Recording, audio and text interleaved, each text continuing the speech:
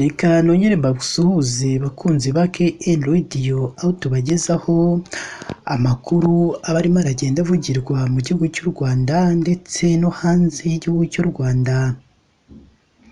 Abanyeshuri bo muri Kaminuza y'u Rwanda ishami rya Huye barimo gutabaza bavuga ko inzara ari nyinshi nyuma y'uko bamaze igihe batabona amafaranga abagenewe azwi nka borusi. Ese ubuyobozi bw'iyi kaminuza bwaba bwatangaje iki nyuma yo kumva ayo marira y'abo banyeshuri, bitewe n'uko bavuga ko bagiye kwicwa n'inzara kandi n'imyigire yabo irimo irabagora kubera inzara? Ese aba banyeshuri bo batangaje iki nyuma y'uko nabo kubyakira bikomeje kubagora, bibaza icyaba cyarabaye cyatumye bo batabona amafaranga y'amezi 3 abandi bo barimo barayabona? Sobanukirwa byinshi kuri iyi nkuru, ujya munsi y'iyi nkuru urabona ijambo subscribe cyangwa se abone, uhita ukandaho n'akazugira kaza nako ntugasige, nako uhite ugakandaho. Icyo gihe uzaba ushimangiye yuko ugiye kujya uba uwa mbere mu kubona amakuru ndetse n'ibiganiro tugenda dutambutsa hano kuri KN Radio. Reka twitse gatonya ubundi tuze tubavira imuzi n'imuzingo iby'aya makuru akomeje kugarukwaho n'abantu benshi cyane, nyuma y'uko aba banyeshuri bo muri Kaminuza y'u Rwanda ishami rya Huye barimo gutakira umuhisi n'umugenzi nyuma yo kumara amezi 3 yose batabona ayo mafaranga yabagenewe yo kubafasha mu mibereho yabo ya buri munsi.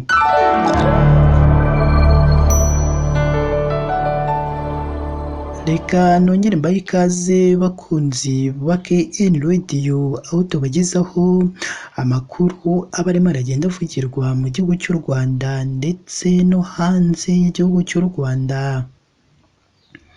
Benshi mu banyeshuri bo muri Kaminuza y'u Rwanda ishami rya Huye barimo kurira ayo kwarika nyuma y'uko abandi bamaze amezi 3 bahawe amafaranga yabagenewe ariyo azwi nka borusi, bo bakamara ayo mezi 3 nta n'iritoye barabona. Bakavuga ko bakomeje guterwa ubwoba n'uko aho barira ndetse n'amazu bacumbitsemo bashobora kuzayabasohoramo, ngo kuko na n'ubu nta n'umwe urishyura inzu abamo bitewe n'icyizere bahaga ba nyir'amazu. Aba banyeshuri bo muri Kaminuza y'u Rwanda ishami rya Huye ni abiga mu ishami ry'Icyongereza n'indimi nyafurika, nibo bavuga ko babangamiwe no kutabona amafaranga abagenewe yo kubafasha mu mibereho azwi nka borusi, kuko birimo kugira ingaruka mbi mu myigire yabo ndetse no mu buzima bwabo bwa buri munsi bubaberamo hano muri iyi kaminuza. Umunyeshuri witwa Byiringiro Jacques, umwe mu banyeshuri batarabona aya mafaranga abagenewe yo kubafasha mu mibereho azwi nka borusi, we n'abandi banyeshuri bigana mu mwaka wa mbere bavuga ko amafaranga y'amezi 2 ashize batigeze bayabona, ku mpamvu bo bavuga ko zidasobanutse. Ngo niyo bagerageje kubibaza mu buyobozi ngo babatera utwatsi, bakavuga ko nabo batazi uko byagenze. Aba banyeshuri bo muri Kaminuza y'u Rwanda ishami rya Huye barasaba ko bafashwa kubona iyo buruse kimwe nk'abandi, kuko birimo kubangamira imyigire yabo kubera amikoro makenya. Ngo isaha n'isaha wabona umwe azinze utuntu twe agasubira iwabo, ngo kuko ngo n'ubundi bagiye kwicwa n'inzara, ngo aho barira bagiye kujya babasohora, ngo ndetse ngo n'aho baba ngo nabo bagiye kuzabasura bitewe n'uko babuze amafaranga yo kwishyura ibyo bahakosoma.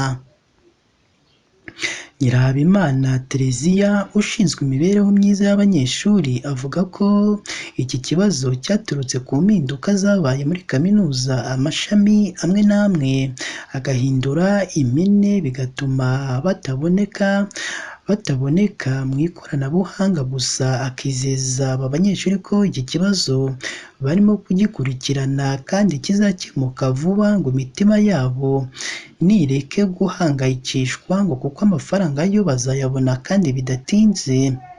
Ubuyobozi bwa Kaminuza y'u Rwanda buvuga ko muri rusange abanyeshuri bafite iki kibazo cyo kutabona buruse ari 93, bakaba biga mu ishami ry'Icyongereza ndetse n'indimi nyafurika.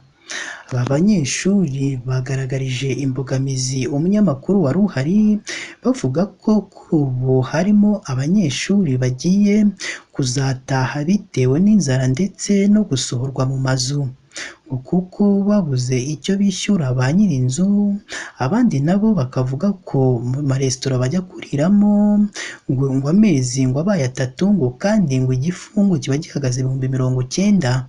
Ubwo urumva rero amafaranga amaze kujyamo ngo ni amafaranga menshi cyane, ngo niyo mpamvu ngo nyiri resitora kukwihanganira amezi 3 bigoye, ngo wenda ngo ukwezi kwa mbere barakwihanganiriye n'ukwa kabiri barakwihanganiraho gato, ngo ariko ku wa gatatu ho ngo biragoye ngo kuko nabo ngo birirwa babishyuza ngo nabo kugira ngo nabo bajye guhaha ibyo bongera kugaburira abandi, ngo kandi urumva ko utabarenganya ibyo baba bakora ari byo.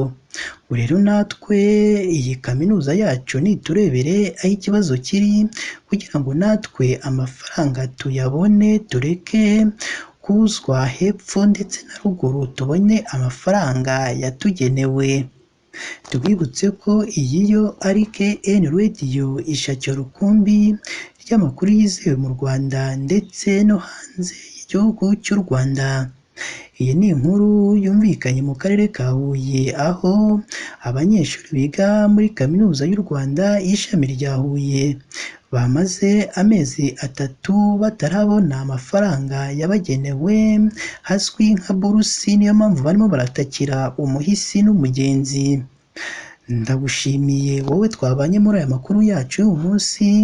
Icyakora niba ari ubwa mbere dusuye, ndakwinginze mukunzi wacu, jya munsi y'iyi nkuru urabona ijambo subscribe cyangwa se abone, uhite ukandaho n'akazugira kaze nako ntugasige, nako uhite ugakandaho.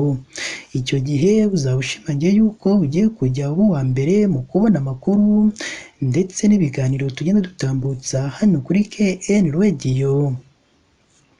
Mu gihe ibyo byose umaze kubikora, jya ahatangirwa ibitekerezo maze uduhe igitekerezo cyawe, haba ari igishima ibyo dukora ndetse n'ikitugira inama y'ibyo twazahinduramo mu makuru tugenda tubagezaho hano kuri KN Radio. Mukomeze mugire ibihe byiza kandi Imana yo mu ijuru ijye ikomeza ibane namwe umunsi ku wundi.